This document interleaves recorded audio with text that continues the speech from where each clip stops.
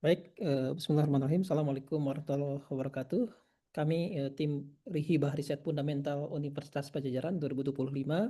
Saya sendiri sebagai Ketua Yudi Andriana. Kemudian kami anggota yang pertama Dr. Beto Tantular dari Universitas Padjadjaran, Ibu Sinta Septi Pangastuti juga dari Universitas Padjadjaran, dan yang terakhir Dr. Anissa Nurfalah dari BRIN akan menyampaikan laporan akhir terkait dengan hibah riset fundamental yang berjudul Model Quantile Spatial atau Regresif Exogenous dengan Ekspansi Kaseti untuk prediksi fenomena, fenomena iklim di Indonesia. Nah, inilah yang menjadi tim kami. Di samping tadi tim utama, juga kami melibatkan mitra. Yang pertama Profesor Dr. Insinyur Edi Hermawan, MSc dari BRIN. Yang kedua Prof. Annelien Verhasselt dari Universiteit Hasselt, Belgia. Dan kurang lebih yang menjadi latar belakang dari penelitian ini adalah yang pertama bahwa sebelumnya sudah terdapat satu proses analisis yang melibatkan informasi spasial. Artinya apa? Dalam modelnya itu melibatkan adanya potensi ketergantungan spasial yang dimana difasilitasi oleh yang namanya model spasial atau regresif. Yang kedua, kami melakukan proses penelitian pada riset sebelumnya terkait dengan potensi adanya ekspansi dari model spasial, di mana dalam ekspansi ini mengakibatkan bisa ditentukannya efek-efek dari longitude dan latitude, sehingga nanti akan ada koefisien yang merupakan fungsi dari longitude dan latitude, sehingga dia informasinya lebih informatif yang akan memperlihatkan efek-efek dari longitude dan latitude tersebut. Nah, ini akan dikombinasikan dengan melibatkan variabel kovariat, sehingga yang tadinya SAR di sini menjadi SAR X, karena akan melibatkan informasi-informasi dari variabel lain yang akan mempengaruhi variabel respon. Adapun yang menjadi fungsi objektif yang akan kita gunakan di sini fungsi objektif kuantil. Kenapa kuantile? Karena kuantil itu yang pertama dia bersifat robust. Jadi jika terdapat outlier maka dia bersifat robust terdapat outlier. Yang kedua, kuantil ini memberikan view yang lebih banyak terkait dengan conditional distribusi dari respon variabel, diberikan beberapa informasi kovariat. Artinya bisa memanfaatkan beberapa level kuantil di sini. Nah, sehingga mengkombinasikan antara SAR X yang ada di sini ya, spasial autoagresif dengan exogenous variable, kemudian dengan ekspansi kaseti dengan fungsi objektif kuantil, maka kita akan mendapatkan satu pendekatan baru di bidang statistika terkait dengan SAR X quantile regression dengan ekspansi kaseti sesuai dengan judul dari penelitian ini, di mana implementasi dari metode yang kita propose itu akan diimplementasikan pada fenomena iklim yang ada di kita ya, khususnya di Jawa gitu ya, dan nanti dikaitkan dengan sebagai respon variabelnya adalah insiden rate dari dengue DBD, demam berdarah. Nah, ini kurang lebih kebaruan dari penelitian yang kita miliki. Yang pertama, informasi terkait dengan spasial atau regresif quantile itu sudah ada sebenarnya. Cuman dia belum melibatkan exogenous variable.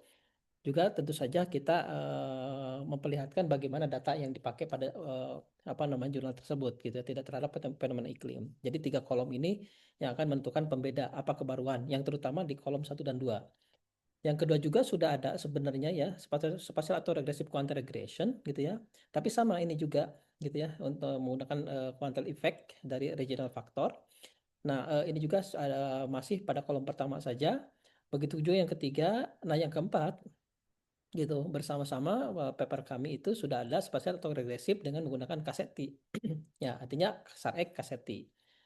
Sedangkan dalam penelitian ini yang kita lakukan saat ini adalah tadi quantile spasial atau regresif dengan kaseti. Artinya ini 3 unsur ini ada kebaruan di sini dalam sisi teknik metode yang kita gunakan, gitu objektif fungsinya kita gunakan, dan yang terakhir pada aplikasi data fenomena iklim terhadap incident rate DBD. Selanjutnya kami sudah memiliki beberapa luaran dari penelitian. Yang pertama ini sebagai riset pendahuluan kami. Kami sudah memiliki satu paper yang statusnya itu sedang dalam revisi minor. Ini sebagai buktinya, gitu ya, bahwa ini ada nanti buktinya di slide selanjutnya. Mohon maaf.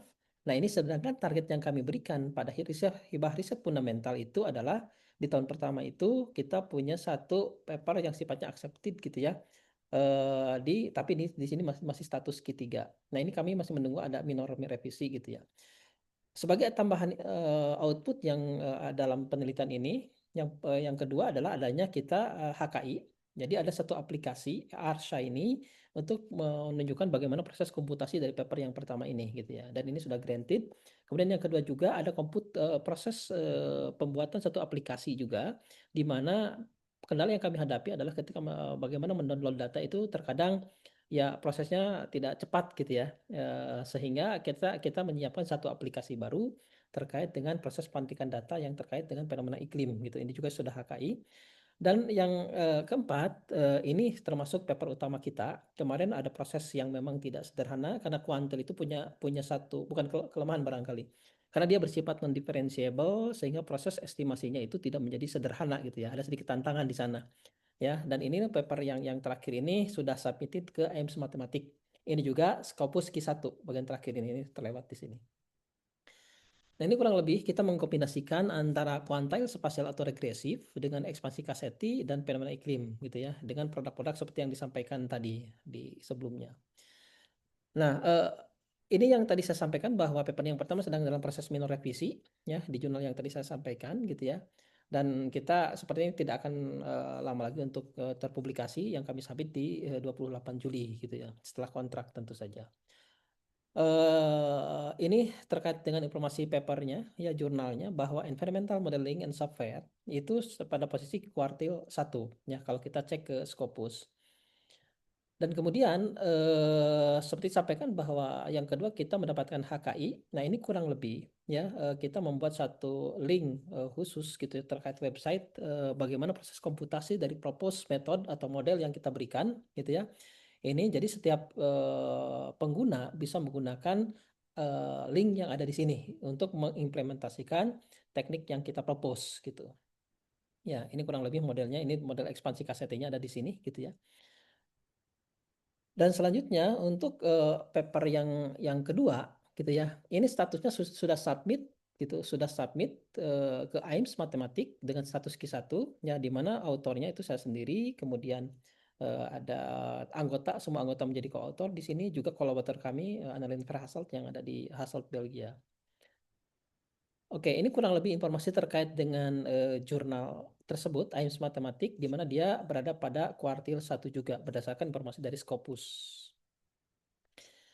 Di samping itu, untuk teknik yang baru, quantile spatial ekspansi (QSE) yang kita propose, kami juga sudah menyiapkan satu platform digital yang memberikan kemudahan bagi user, pengguna atau peneliti lain untuk memanfaatkan teknik yang kita propose gitu ya di Arsa ini yang sudah kami siapkan melalui link berikut ini. Gitu. Ya, ini kurang lebih berbedanya dan ini sama, ini mengindikasikan adanya ekspansi dari Kaseti gitu ya terhadap spasial model, dan di sini menunjukkan bahwa kita menggunakan quantile function gitu, conditional quantile function, di mana diperoleh betanya itu dengan minimize conditional quantile loss function. Nah, ini aplikasi lain yang kami buatkan bagaimana agar user bisa dengan mudah memanfaatkan atau mendownload data-data yang terkait dengan kepentingan penelitian data-data iklim yang ada di Indonesia. Nah, ini contoh-contoh bukti-bukti HKI ya dari yang pertama ya, saya dengan anggota saya Anissa Nurfalah gitu ya dan tim lainnya gitu ya. Di ini kalau kita lihat daftar orang-orang yang mendapatkan HKI terkait dengan tadi aplikasi yang kita bangun. Kemudian yang kedua, ini juga aplikasi yang terkait dengan tadi bagaimana mendownload data dari data iklim gitu ya. Melibatkan ini Ede Hermawan juga kolaborator kami ya, kemudian Anissa anggota dan saya sendiri sebagai ketua peneliti. Baik, ini data yang kita gunakan ya, bagaimana kita memanfaatkan data 33 variabel iklim ya di 514 kabupaten kota se-Indonesia ya. Kemudian juga kita ada fokus juga di era 5 itu data terkait dengan Pulau Jawa gitu ya dengan resolusi 0,5 dan seterusnya. Ini data juga kita menggunakan memanfaatkan data yang ada di BMKG juga. Ini kurang lebih link-link ketersediaan data yang kami bisa sharekan juga. Dan untuk keberlanjutan hasil penelitian kami ya pada saat ini bahwa memang terdapat potensi adanya data pencilan gitu ya. Nah, karena data pencilan ini maka tadi bahwa iklim itu kan ada iklim yang ekstrim dan lain sebagainya, maka diperlukan sebuah teknik yang mampu menanggulangi adanya data pencilan sehingga pemanfaatan kuantil yang sebagai yang merupakan generalisasi dari median, di mana median bersifat robust terhadap outlier, itu menjadi tepat cocok gitu untuk data-data seperti ini gitu ya. Nah, maka lahirlah kuantitas spasial atau autoregressive exogenous dengan pendekatan Cassetti. Di mana selanjutnya bahwa sebagai sifat-sifat yang ada pada kuantil itu, karena kuantil merupakan inverse dari CDF, cumulative displacement function, maka semakin tinggi level kuantil, maka semakin tinggi nilai dari conditional quantile function. Dan kami temukan pada penelitian kami yang sudah kami submit gitu ya, itu menemukan bahwa ternyata ada satu kondisi di beberapa area, di beberapa area bahwa semakin tinggi level kuantil ternyata semakin rendah. Nah, yang ini yang mengakibatkan perlunya penelitian lebih lanjut gitu. Yang sudah kami bayangkan adalah barangkali untuk tahun-tahun berikutnya adalah dengan mengantisipasi adanya, kami istilahkan dengan crossingness issue pada conditional quantile curve gitu ya, conditional quantile function atau estimation gitu ya.